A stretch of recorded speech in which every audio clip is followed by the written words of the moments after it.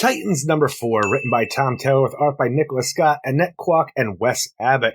And in this series, we continue the idea that not only is Wally West going to die in 24 hours before we have to solve his murder and make sure that he doesn't die, but we also have the idea of Kid Eternity and why Garth Tempest is going to work with Kid Eternity, the former brother, keep saying Kid Eternity, Brother Eternity, the former brother Blood.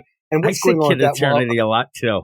Did you? Like it fits, yeah. I was actually just reading something with Kid Eternity in it, and I think that's why I'm stuck on it, because you don't see that name pop up very often. So when you have this, it's just, here's a lot of things that the Titans are going to deal with, and they should deal with, but here's an issue where Beast Boy wants to plant some trees in Borneo. And I'm like, look, I understand if you want to do this shit on your free time, but we got Titan stuff to do. We are the Justice League, essentially, now, and we have things to deal with instead of planting trees in Borneo. While you do this, putting Wally West away, locked him away, and hoping that he doesn't get murdered in the next 24 hours. Not watching him, just hoping he doesn't get murdered. I'm like, no, he's your best friends. Don't do this. My whole hot topic again. My whole hot take of this. My hot take of, I wish I had the hot take thing. You can't have, and I said this to you at a point, I actually think it's more clever in my mind than seems anybody ever reacts to it. But you have an issue here, your issue 4. At points, you can't have loose ends more than issue numbers. Like, how can you go through 3 issues leading into this and have like 6 loose ends in 3 issues? It's so weird. And so, again, the idea in the Nightwing thing that's driving us nuts is they're not dealing with Heartless, even Melinda. In this book, there's so many things going on. Plus, you have elevated the team to be the Justice League pretty much. And yet in this book, when you do have something set up here, the idea that there's ecological problems that seem to be related to Tamaranian technology, that would be fine if Beast Boy says, I think all this is related. We got to fix. No. He just decides that out of all these things that are going on, the shit has hit the fan. We have to go and says at Borneo one had point, that fire. Let's go replant some trees. Says at one point, basically it is a redo of what John Kent said to Superman. He ended up saying, Dad, you end up being this big Superman, but you're not dealing with the real problems, the real things. So, and again, you could say at that point that a Superboy John Kent, go at it, but he was then Superman, and that seems too little for the big role he's in. These Titans, especially during so a crisis, much going on. Yeah. And not like a crisis, but like, some shit is going wrong to the point where, like I said, Wally West is going to be murdered in the next 24 hours. You have mysterious Tamaranian blast wreaking destruction, and now we have a meteor that looks like something like and alien hits to ride on it. Kid Eternity. I said Brother Eternity. And now Garth. You can tell me that because they were duped, that they don't think but throw in the whole idea of, well, Garth seems on the up and up, but that's not true because they end up having alien cocoon egg where they're trying to figure that out too. There's so many things to go on where please help me out here because I'm telling you, when I was off the podcast, I was not able to retain as much, and I've not gone back to reread everything that I read during that missing time. You know how much that makes me happy that I get to tell you some things that it drives you nuts. I'm telling you, the idea, like, I can retain so much, but I think it's only because we do the podcast. But did we ever focus on the idea how Raven doesn't have her full self? Did we ever finish that? No, we never really got back to that. Remember when we said that from it was like that one-shot deal of the Tales of the Titans where we said that at points. I think that's what it was from. Now even I'm thinking that it might be. It was like, it's when they were in hell in Nightwing. Beast Boy. Like, it was in hell with Nightwing. I'm telling you, there's so many different things connecting into this to really go nowhere. But yeah, we thought at that point, well, we'll get that. So you could even throw that in as a loose end because you start out and there's nice moments here. It's nice enough to have Raven kind of getting the softer side of Sears here. Yeah, we're totally. hanging out Giving with some rah-rah speech to Beast Boy to try to cheer him up, like her being the opposing force that he usually is to her. And exactly, and I like that. I also like, and you ended up saying at one point, where is the sexualized Beast Boy? Because I'd rather have that, you were telling me, than you sad sex son of a bitch. I'm saying right now that Raven and Beast Boy, they do go stop more bad boys. Some bad boys in the blood. Bloodhaven has a lot of bad boys, so they're there. But again, you're stopping some guys who really, it turns up, it's like the Sharks versus the Jets. We don't like New Haven kids over here. We're going to fuck you up. It is like the Outsiders. Hey, the Socias are fighting the Greeks. They go, hey, where's Soda Pop? They end up going down and stopping that. That'd be me. And yet, think of all the things that are going on. And this is where it's such a weird play.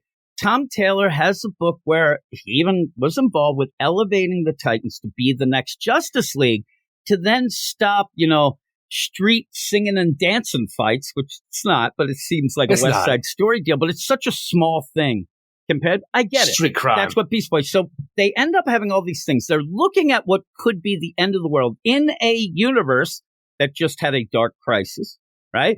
Right before that had a death metal. Also ended up having a night terrors. We had a night terrorist, everybody. Where they are right you think now. They call that? Probably. Remember when it drives me nuts. Oh my God, what? Another flashpoint? So you end up having this stuff going on. Across the bay, Gotham's on fire. There's a Gotham War. It's just bullshit. And you're there with a alien thing. You end up having Wally West there is going to die in the next 24 hours. And there's Beast Boy who just says, you know what? Go plant some trees. We need to do more. I wanted somebody to say, and I'll go Cyborg. He's a thinking guy. He's like, beep, boop, boop.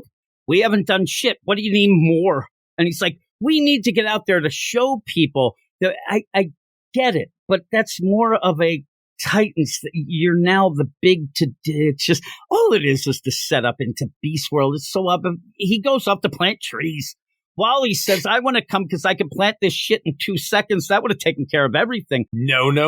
That makes sense because you don't die in Borneo. Plus, we end up together so we can watch you. In Borneo. Well, I'm guessing that he doesn't. A lot of hopes and dreams, it seems, die in Borneo. But still, he goes up and yet it's also half of the Titans go. Like, this is the whole team. Hopefully shit doesn't go wrong because they're there now fighting the demolition team. So and not only ridiculous. the demolition team, because when they go to Borneo to go plant trees, they see a bunch of people from the area being taken like a hold of by mercenaries working for different governments. We don't know who's involved with all this because you have all these different governments who claim Borneo for their own, that Amanda Waller and Peacemaker believe the Titans are going to cause a freaking like a political issue just being there and like with all these opposing forces. But you have the demolition team who are all jacked up with new technology and trying to be the leaders of this mercenary group. They're like, clear out this area for whoever they're working for. I'm telling you, it's just we just have a fight. The thing is, I want to explain this, but I'm like, we got the demolition team and some mercs, but I don't know what we're doing here, and neither does Amanda Waller. I was trying to explain it to you, and I said, the demolition team has suddenly become Cobra. You thought Universe DC Cobra. I meant Cobra. Why wouldn't I? No, I know. Because you say Cobra, I'm like, shit, is King Snake there? He's there doing his deal. He's doing like the snake move. You end up where, I don't even know what that is. You end up where, at one point, Cyborg, I said he was the smart guy, but at one point he goes, they're bullshit. They're not, they are attacking you with a giant kill bot. Did Donna Troy immediately get shot out of the sky after he said that? Yes. I mean, it's crazy as they come in. I'm trying to go through at this point. Well, somebody drops immediately as soon as Cyborg comes back. Like, what's wrong? It's a demolition. They ain't shit. Or is it Starfire? It's one of them. It's Starfire and Donna. Donna actually shoots down and lands and with such force that her leg goes through the dock. Like she's hurt. Everybody going, how can you say it's the demolition team? They're nothing. They're not heavy hitters. Because they've dealt with it. This is new now. They haven't dealt with it yet.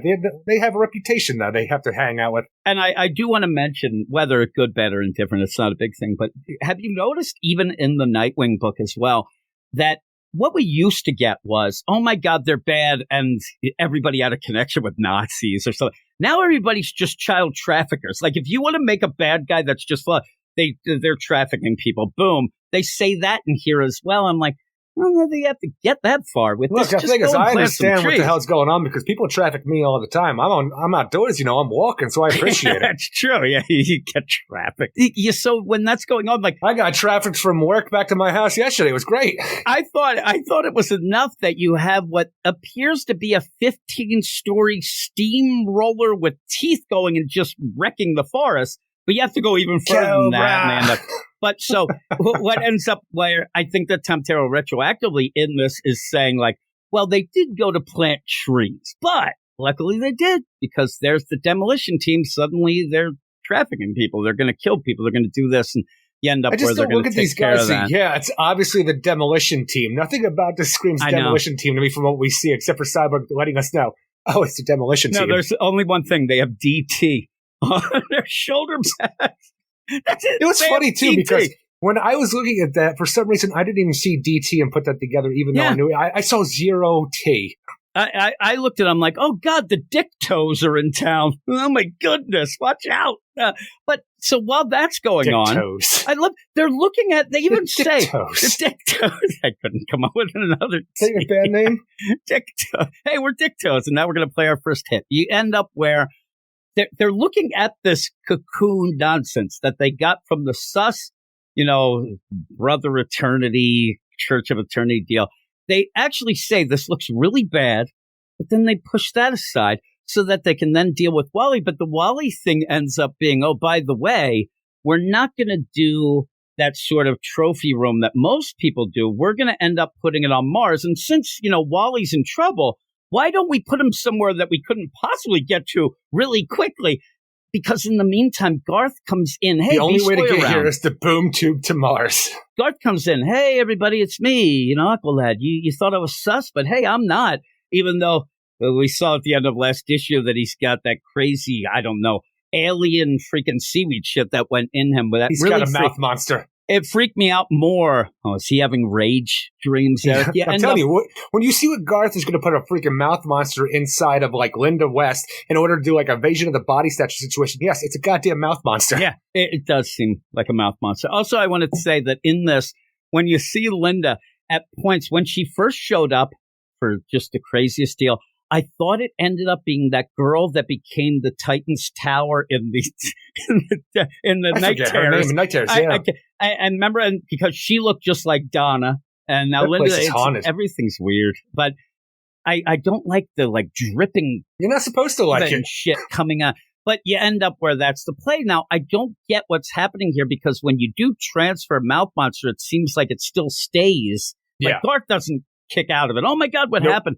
He's still doing it. Gooba Gobba, one of us. Weird. It's overall, it's odd. I'm sure it's connected to the cocoon deal and all that, where they are going to put also. You have this meteorite, like this, cocoon situation. Garth is under control of this thing that's allowing him to work with Brother Eternity, whose mission is to send people into outer space and recolonize planets, on top of Wally West being murdered in 24 hours before going back in time, asking the Titans to solve his murder for him. I'm like, yep, I'm going to go to Borneo to deal with the demolition team while we're trying to plant some trees. That's the thing.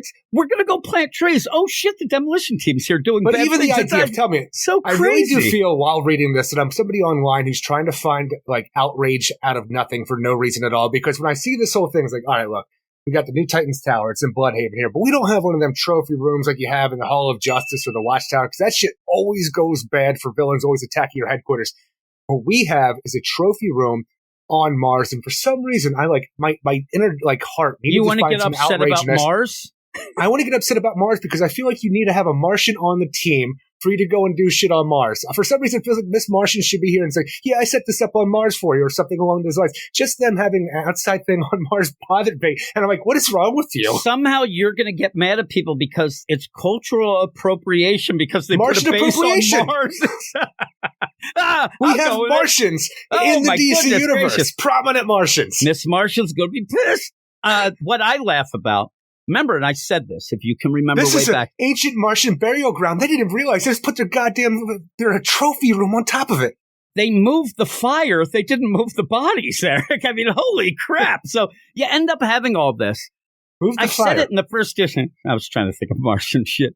They moved the red sand. They didn't move that. Martian shit, fire. Val Kilmer shows up. They're on Mars. All that stuff from back in the day. You end up where, remember in the first issue or whenever it was, me and you were talking, so you might not remember that far back, Eric. But when you ended up having Brother Eternity, he was going on and on like, oh man, we're going to hit this. Like, it felt like they were saying that nobody has ever gone to space. I said to you, it's a weird thing to kind of pull in a universe that has all these characters and whatnot. So it looked like, oh man, you're going to do that? That's a crazy plan. You're going to end up colonizing something. When in the meantime, the Titans already had this crazy-ass base on Mars. Why not just help them out? Just get their ass there. Anybody who wants to go, get your ass to Mars. But I don't want any of these freaking brother blood until Church of Blood people on Mars with me. Well, that's true. Well, in this whole deal with the that's where my trophy room is. You have this trophy room, and I get it. Like, we always laugh because when we had the Watchtower, the best thing the Watchtower did was just crash again. Like, oh my God, it's going to crash. It crashed. It's going to crash. So you like the moon base. That's fine. Love the moon base. Having these dangerous things set on Mars, where you do, again, in a universe that you have a lot of aliens and things like that if they go in, yeah, you can boom to it, stuff like that. But I don't know that you necessarily want these things. And this doesn't feel like a full-on headquarters they have either. It just feels like something that NASA might put together to actually put the first people on Mars. That's what it looks for their like. Trophy room. And there doesn't seem to be a ton of security, and it has to be shaped like a T that's on its back.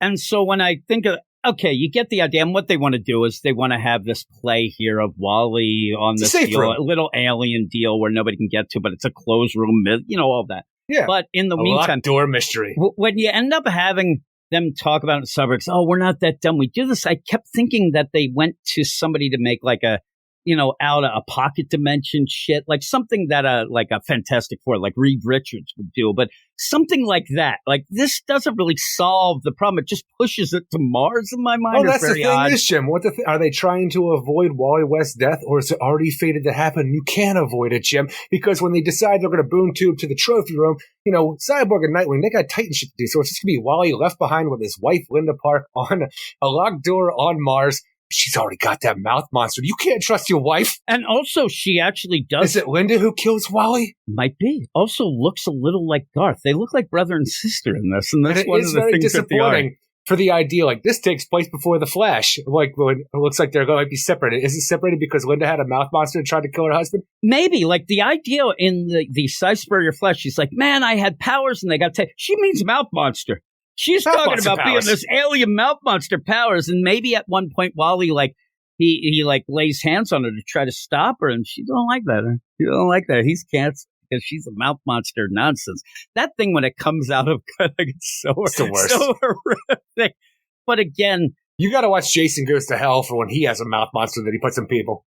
Rage monster. Gross. That'd be out of nowhere. Huntress is walking by and it's like, been there, done that, and just walks away. But all this going on. The big play, too, is even that idea with Amanda Waller, which is setting up the next big thing, the whole deal with the Beast World and the overall, overarching story of all this stuff with her. Peacemaker's just there. They say, get Dr. Hate. That guy, what the... Sadly, they don't say Dr. Hate yet. They just say, get the doctor. I'm like, okay, you could say Dr. Hate now. Come on. Really. So he went to Hate College, but you end up, so did I, West Virginia. But you end up where all that going down, and you even have a little play there that we dealt with in the New 52 with the Justice League. The idea, can you just go into a country? Can you just end up doing things against, and Borneo is being controlled? And so when they go do, but that's not really going to be a thing. Yeah, she says, Amanda Waller says, we'll use that to our advantage. People will get upset. That's maybe just a prop to go. I think that it will be something like, get out of Borneo, you stinking Titans. Oh, woe is me. And they leave. But like a lot of these things could have been dealt with, but Tom Taylor, he just kind of breezes through. He concentrates on really odd things. It makes the book feel like it's there to make you like, oh man, the Titans, they're really nice and they're good and they're doing, the good.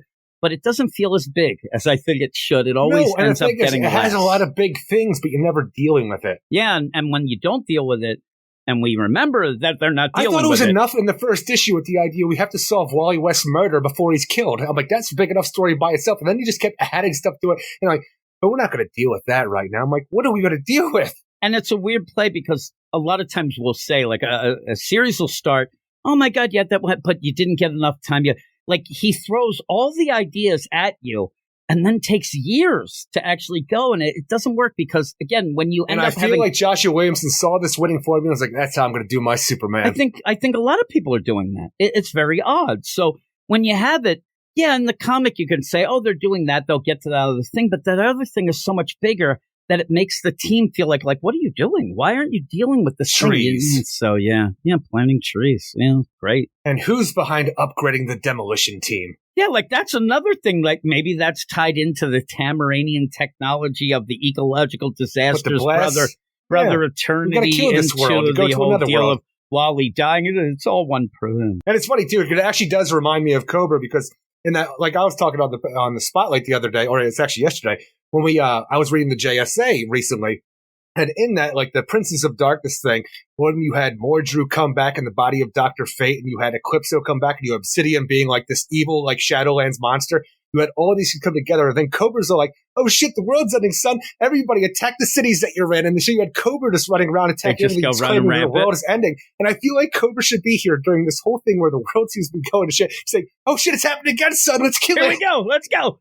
But again, you have these things, and they're big, but they're not looked at as seemingly big enough. And would be fun. Cobra, would you yell that? What would you give this? Ultimately, it's I think that I love the art in this. I love the Titans together like this, and I think the team's really cool. I just need more out of this book, and focusing on Beast Boy being sad because the Titans aren't doing enough, like planting trees in Borneo. It just makes the book feel lackluster for what should be our Justice League of America book right now. It's not. So I'm going to give it a 6.5 out of 10. It's the same as last. I'm giving it a 6. At one point also, it is funny, like all of a sudden I'm still invested in the Wally West murder stuff, and having Garth have a mouth monster that does like the catalyst for everything, like, oh, I'm interested there. Because that's one thing we're getting. Because we're going to end up, you have to end up having Beast World. Are we just putting Wally on Mars for right now to just put him away for a bit so we can have Beast World to get back to him? Because if he's involved, they have to keep telling him. Well, how long is Beast World going to be? Because you said Beast Boy, I mean, they said that Wally's going to die in 24 hours. At one point, at this point in comics, Tom Taylor seems to say that it's only been a couple weeks since Heartless has hit Bloodhaven. So please, he doesn't go. He retroactively changes the amount of time on the timeline anyway. So I think they put him away so that you're not going to deal with that. Then once that's over in a couple months or whatever, we'll get back. But there's too many things already. I just feel we have to deal with that before Beast World happens, or dealing with it in Beast World itself. It might just be me. I think Beast World starts next. It's coming up real soon, so I don't think we're going to do that. I don't know how this works out. I'm saying is that we had a cliffhanger there with Linda giving him the death stare because she has a mouth monster inside of her. So, like, we have to deal with that. Yeah, I'd have to look. I'd have to look at this list to make sure, but I really thought we were getting to Beast World now, and I don't know that ties in. Like I said, I think let's put him away for a bit so we don't have to deal. We'll get back to it. It's very odd. But yeah, Mouth Monster, Wally, what is he going to do? But yeah, it's just a weird book. But I'm with you. You end up liking the team. You just want a little more from it. That's kind of, Tom Taylor in a nutshell. You are all weirdos. Weird science is the revolution. Weird science is the revolution.